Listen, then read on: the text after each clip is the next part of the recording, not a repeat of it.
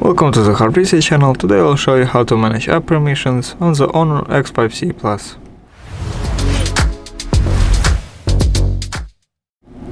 First, open settings by scrolling down from top right corner, then press this little gear button to open settings. Once you're in settings, scroll down to the app section, then click on permission manager. And here are all the permissions and apps that use them. For example, let's open the contacts permission.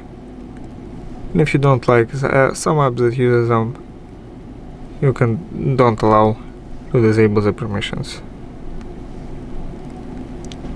Thanks for watching. Subscribe to the HONOR X5c channel for more videos. Leave a like, leave a comment, and goodbye.